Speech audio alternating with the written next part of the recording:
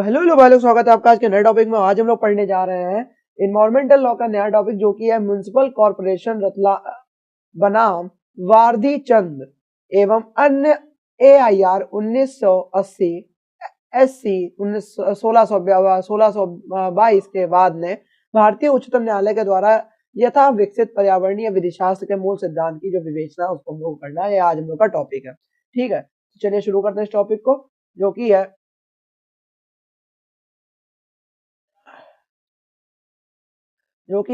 Municipal corporation Ratlam बनाम वर्दी चंद वाला जो केस है, जो कि यह 1980 का है और ऐसा जो SC की गया है 1622 के जो बाद ने यह भारतीय उच्चतम न्यायालय के द्वारा यथा विकसित पर्यावरणीय विधिशास्त्र के जो मूल सिद्धांत की विवेचना कीजिए। ये क्या है? इन्वायरमेंटल लॉ का टॉपिक है। चलो भाई पढ़ते हैं इस टॉपिक में क्या कह रहे हैं। जो परिचय इस टॉपिक का उसमें कह रहा है, जो भारतीय उच्चतम न्यायालय ने क्या करा था, म्युनिसिपल कॉर्पोरेशन रतलाम बनाम वर्दी चंद एवं अन्य मामले जो 1980 में एक ऐतिहासिक निर्णय दिया था। भारतीय उच्चतम न्यायालय ने क्या करा था, एक जो मैटर था, किसका मैटर था? रतलाम बनाम और जो वर्दी चंद का जो मैटर था, उसमें उन्होंने क्या करा था, एक ऐतिहासिक निर्णय दिया था, एक हिस्टोरिकल जजमेंट दी थी। ठीक है, तो इस निर्णय से क्या हुआ, इस निर्णय ने भारत में पर्यावरणीय कानून, इस निर्णय ने क्या करा था, भारत में पर्यावरणीय कानून के विकास में एक महत्वपूर्ण भूमिका निभाई है। इस निर्णय की वजह से क्या हो गया, तो जो भारत में जो एनवायरमेंट के जो रूल्स हैं उन्होंने क्या करा, एक महत्वपूर्ण भूमिका निभाई है। इस मामले के बाद उच्चतम न्यायालय ने पर्यावरणीय मुद्दों पर कई महत्वपूर्ण निर्णय दिए हैं। इस मामले के बाद क्या करा था, जो उच्चतम न्यायालय था उसने पर्यावरणीय जो मुद्दे हैं उन पर क्या करा था, कई महत्वपूर्ण निर्णय दिए, जजमेंट दिए, जिसके परिणाम स्वरूप क्या हुआ, जिसके रिजल्ट में क्या हम लोग को मिला, पर्यावरणीय विधि शास्त्र के कुछ मूल सिद्धांत विकसित हुए। जिसके रिजल्ट में क्या मिला, जो पर्यावरणीय के जो विधि शास्त्र है उसके जो कुछ मूल सिद्धांत है, फंडामेंटल्स हैं, वो क्या हुए, विकसित हुए हैं। ठीक है, अब वो मूल सिद्धांत क्या क्या है वो हम लोग देखते हैं। मूल सिद्धांत है पर्यावरण संरक्षण का मौलिक अधिकार, पर्यावरण संरक्षण का मौलिक अधिकार। दूसरा है पर्यावरणीय न्याय और तीसरा है पर्यावरणीय क्षति के लिए मुआवजा। ठीक है, चलो पहला पढ़ते हैं हम लोग का क्या मूल सिद्धांत है।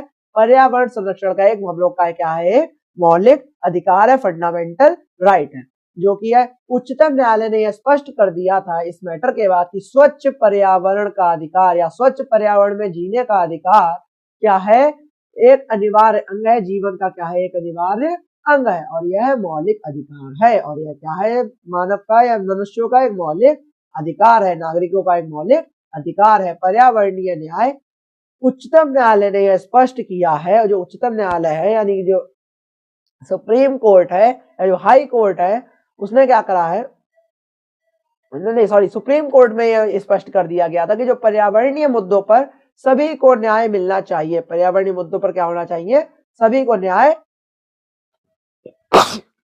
सॉरी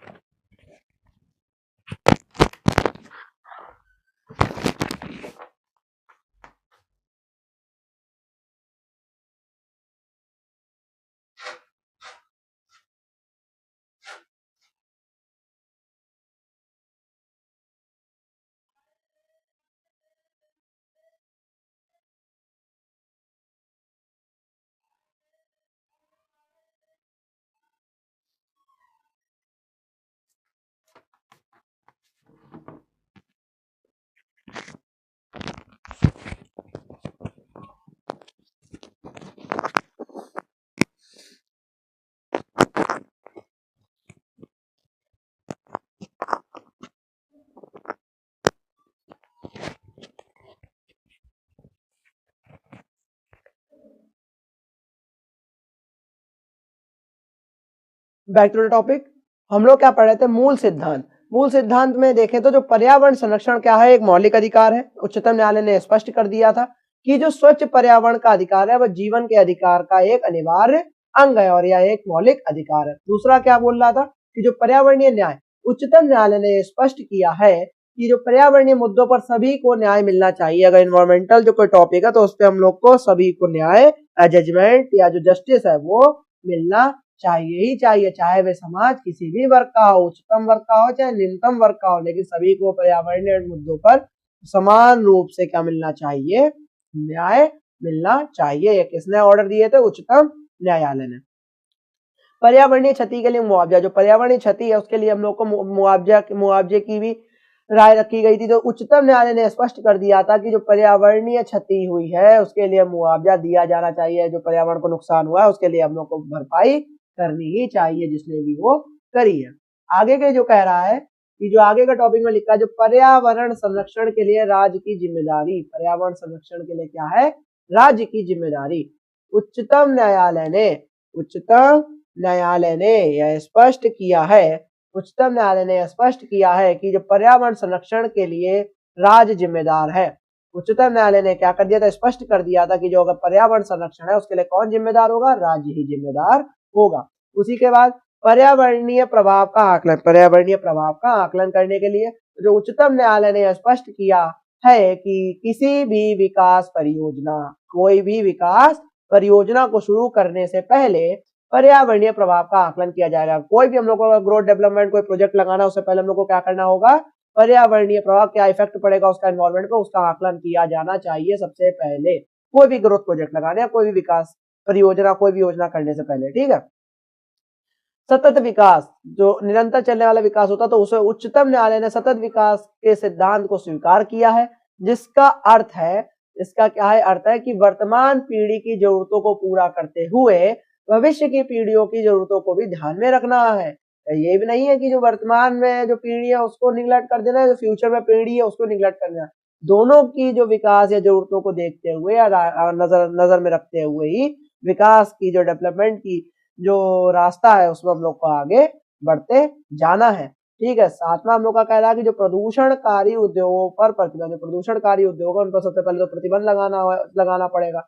जो उच्चतम न्यायालय ने प्रदूषणकारी उद्योगों पर प्रतिबंध लगाने की शक्ति का प्रयोग किया है, उच्चतम न्यायालय ने क्या करा? जो प्रदूषणकारी उद्योग है उन पर प्रतिबंध लगाने की शक्ति का प्रयोग किया है। पर्यावरणीय कानूनों को सख्त कार्यान्वयन, जो पर्यावरणीय कानून है उनका सख्त कार्यान्वयन होना चाहिए। अगर कोई उनका उल्लंघन करे तो उन्हें दंड दिया जाना चाहिए और उन पर कार्रवाई की जानी चाहिए। उच्चतम न्यायालय ने पर्यावरणीय कानूनों का सख्त कार्यान्वयन सुनिश्चित करने के लिए सरकारों को निर्देश दिए हैं कि सख्त से सख्त रूल्स और रेगुलेशंस बनाएं और उनका पालन करवाएं। ठीक है। ये क्या दिए? उच्चतम न्यायालय ने निर्देश दिए हैं कि सरकार को। म्युनिसिपल कॉर्पोरेशन रतलाम बनाम वर्दीचंद के मामले का महत्व, जो म्युनिसिपल कॉर्पोरेशन रतलाम बनाम वर्दीचंद का मामला था उसका महत्व क्या निकला? तो उसका महत्व यह है कि यह मामला इसलिए महत्वपूर्ण है क्योंकि इस मामले में उच्चतम न्यायालय ने पहली बार स्पष्ट रूप से कहा था कि स्वच्छ पर्यावरण का अधिकार एक मौलिक अधिकार है। यह मामला क्यों महत्वपूर्ण है? तो इस मामले में उच्चतम न्यायालय ने पहली बार स्पष्ट रूप से यह कहा था जो स्वच्छ पर्यावरण का अधिकार है यह एक मौलिक अधिकार है। इस निर्णय ने क्या करा? इस निर्णय ने पर्यावरणीय मुद्दों पर जन जागरूकता बढ़ाने में महत्वपूर्ण भूमिका निभाई है। इस निर्णय ने क्या करा था? रिजल्ट में पर्यावरणीय जो मुद्दे होते थे, एनवायरमेंटल जो टॉपिक्स होते थे उन पर जन जागरूकता या जो जागो करने में या बढ़ाने में महत्वपूर्ण भूमिका निभाई है इस मुद्दे ने। कौन से मुद्दे ने? रतलाम बनाम वर्दीचंद के मामले में। निष्कर्ष इसका क्या निकलता है?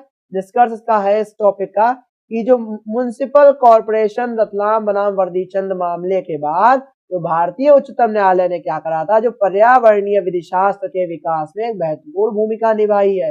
इस मैटर के बाद क्या करा गया? जो उच्चतम न्यायालय ने पर्यावरणीय जो विधि शास्त्र है उसके विकास में एक महत्वपूर्ण भूमिका निभाई, एनवायरमेंटल लॉ की राह में एक महत्वपूर्ण योगदान दिया है। उच्चतम न्यायालय के द्वारा विकसित किए गए मूल सिद्धांतों ने भारत में पर्यावरणीय संरक्षण के लिए, जो उच्चतम न्यायालय उसके द्वारा क्या करा गया था? जो विकसित किए गए, जो विकसित मतलब जो डेवलप किए जा रहे हैं उनके जो मूल सिद्धांतों ने भारत में पर्यावरण संरक्षण के लिए एक मजबूत कानूनी ढांचा प्रदान किया है। उनके पर्यावरण संरक्षण के लिए क्या करा है? एक मजबूत कानूनी ढांचा प्रदान किया है। ये हम लोग का टॉपिक था जो कि लगभग शायद खत्म हो गया। और आखिरी में एक और एक नोट है वो भी पढ़ लेते हैं हम लोग। जो उच्चतम न्यायालय के विभिन्न निर्णयों का अध्ययन करें। हम लोग को क्या करना है? जो उच्चतम न्यायालय के विभिन्न निर्णय उनका अध्ययन करना है इस टॉपिक के बाद। और जो म्युनिसिपल कॉर्पोरेशन रतलाम बनाम वर्दीचंद के मामले के बाद दिए गए, मतलब जो एनवायरमेंटल लॉ के समक्ष में जो इस मैटर के बाद, यानी कि जो मैटर हम लोग के बीच हम लोग पढ़ रहे थे रतलाम बनाम वर्दीचंद का मैटर, उसके बाद जो भी निर्णय दिए गए हैं उनका हम लोग को उच्चतम न्यायालय के द्वारा जो निर्णय दिए गए उनका हम लोग को क्या करना है, अध्ययन करना है। ठीक है, तो ये हम लोग का टॉपिक था, बहुत ही ज्यादा इजी टॉपिक था, कोई ज्यादा कठिन टॉपिक नहीं, इंपॉर्टेंट टॉपिकों में से एक था, इसलिए हम लोगों ने पढ़ा था। ठीक है, और अगर आपको ये ना समझ में आया तो आप 1.5x लगा के एक बार अच्छे से पढ़ोगे तो आपको बहुत अच्छे समझ में आएगा। ज्यादा कोई टॉपिक है नहीं, क्योंकि इसी मैटर के बाद मेन उच्चतम न्यायालय ने क्या करा था, इन्वायरमेंटल लॉ के समक्ष में उन्होंने निर्देश देना जारी किए थे या चालू किए थे। ये इसका मुख्य उद्देश्य रहा था इस पूरे टॉपिक का। ठीक है, और अगर वीडियो आपको ठीक ठाक लगी हो तो देख लेना किस हिसाब से आपको हैंडल करना है। तब तक के लिए जय हिंद, जय भारत।